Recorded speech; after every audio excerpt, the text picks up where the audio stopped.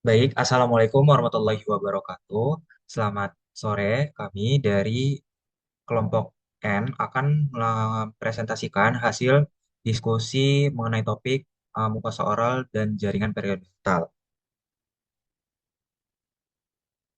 Berikut ini merupakan anggota dari kelompok N.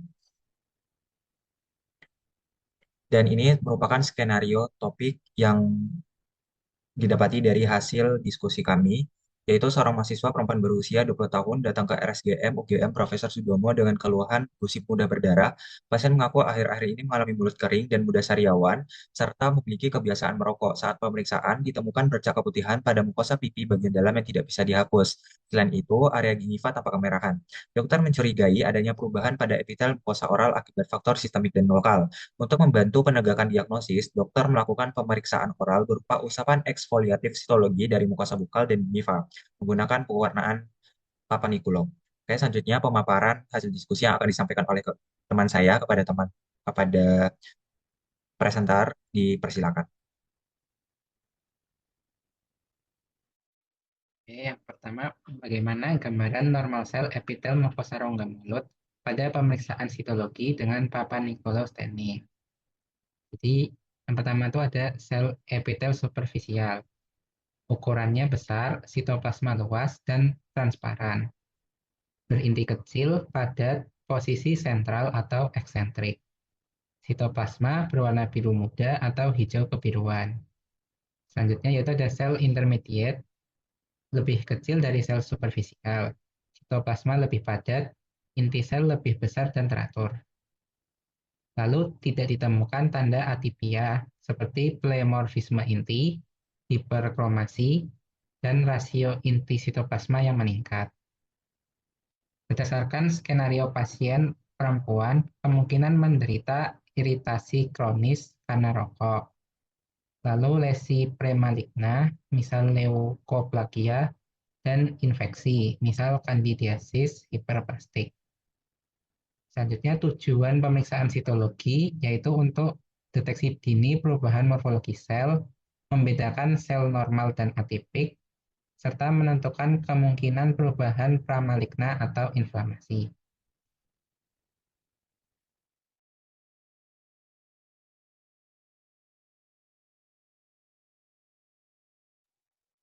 Baik, selanjutnya yang pertama yaitu ada sel superficial. Di sel superficial ini itu merupakan lapisan paling luar dari mukosa oral non-keratin.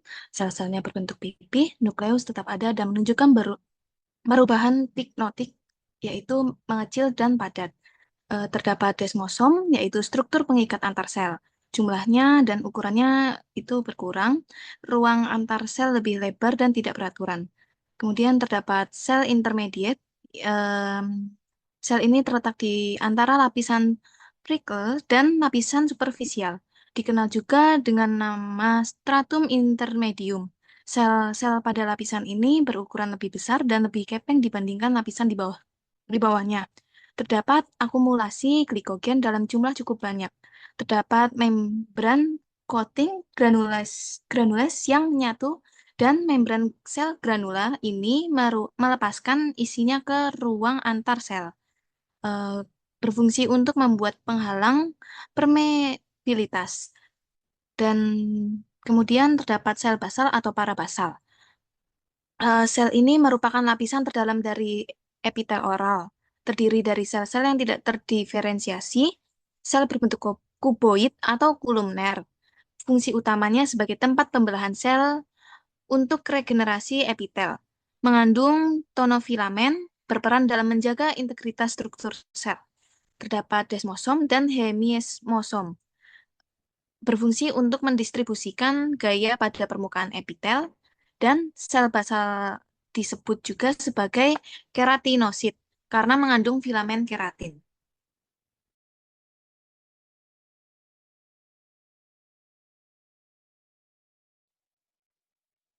Selanjutnya, bagaimana porsi normal sel-sel tersebut pada mukosa non-keratin dan keratin? Yang pertama, pada mukosa keratin, di lapisan basal terbentuk dari keratinosit dengan inti sel bulat dan aktif membelah untuk membentuk sel-sel baru. Lalu pada lapisan intermediate, ada dua lapisan, spinosa dan granular. Pada lapisan Spinosa terdiri dari keratinosit poligonal yang saling berikatan dengan dismosom dan monofilament, ada lapisan granular, berisi sel gepeng dengan nukleolus kecil. Lalu selanjutnya lapisan superficial ada dua, ada ortokeratin, sel-sel di permukaan tidak memiliki inti, dan yang kedua parakeratin, sel-sel di permukaan masih memiliki inti tetapi kecil atau pignotik. Lalu di mukosa non keratin terdapat tiga lapisan, ada lapisan basal, yang kedua lapisan intermediate, yang lapisan spinosanya lebih tipis dan tidak memiliki lapisan granular, lalu lapisan superficial yang inti selnya terlihat jelas.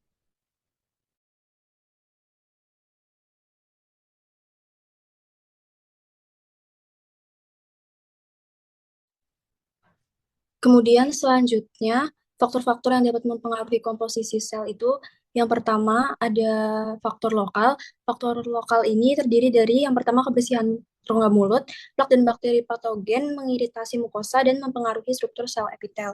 Kemudian yang kedua ada paparan zat karsinogenik yang bisa dari merokok. Merokok menyebabkan penebalan epitel, menurunkan pH saliva, dan menciptakan kondisi yang mendukung infeksi mukosa terutama pada Candida albicans. Lalu selanjutnya yang mungkin dapat mempengaruhi komposisi sel yaitu trauma mekanis dan iritasi lokal. Yang pertama ada penggunaan gigi tiruan lengkap atau gigi tiruan sebagian, kemudian konsumsi makanan atau minuman panas, selanjutnya kebiasaan menggigit lidah, pipi atau bibir, selanjutnya alkohol dan menyirih.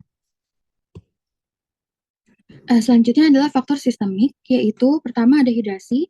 Apabila hidrasi terjaga dengan optimal, maka akan terjaga juga volume cairan sel dan elastin. Sehingga apabila hidrasi tidak terjaga, maka sel akan kehilangan elastisitas sehingga sifat proteksi dari kulit menurun dan kulit menjadi kering dan rentan terhadap iritasi. Kemudian ada faktor hormonal, yaitu estrogen dan juga transformation growth factor beta. Untuk estrogen berfungsi untuk menjaga elastisitas kulit, hidrasi, dan juga ketebalan kulit. Jadi saat terjadi penurunan, yaitu saat menopause, hal-hal tersebut tidak terjaga sehingga terjadi penuaan kulit di mana sel akan berjumlah lebih sedikit. Kemudian untuk TGF-beta, hormon ini meningkatkan produksi matriks ekstraseluler yaitu kolagen dan fibroblast, yaitu komponen utama dari jaringan ikat sehingga kekuatan dan elastisitas saat menghambat degradasi matriks tersebut. Kemudian penurunan hormon-hormon ini akan mengakibatkan berkurangnya produksi kolagen dan elastin, mengakibatkan peningkatan aktivitas enzim dari MMPs atau matriks metaloproteinase yang berkontribusi pada penuaan kulit. Selanjutnya, faktor terakhir adalah penuaan, di mana akan terjadi pemendekan telomer dan juga stres oksidatif.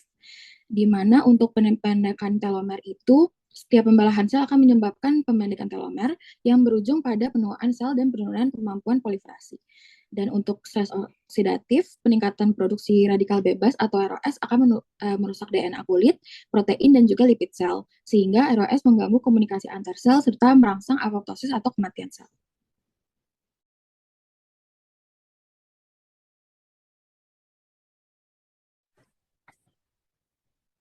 Selanjutnya adalah kesimpulan yang dapat diambil. Yang pertama, pemeriksaan sitologi dengan pewarnaan Papa Nicolau stain efektif untuk mendeteksi perubahan morfologi sel epitel termasuk tanda lesi pramaligna.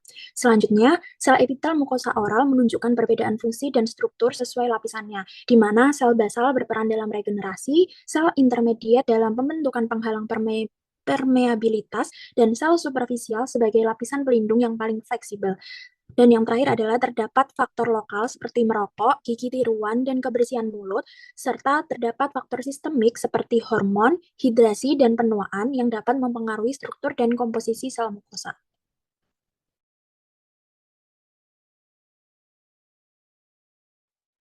Baik, sekian presentasi dari kami ke kelompok N, dan ini merupakan referensi yang kami gunakan pada hasil pembahasan kami. Nah, terkait pertanyaan yang bisa diajukan, teman-teman bisa menanyakannya pada diskusi selanjutnya. Sekian dari kami, kelompok N.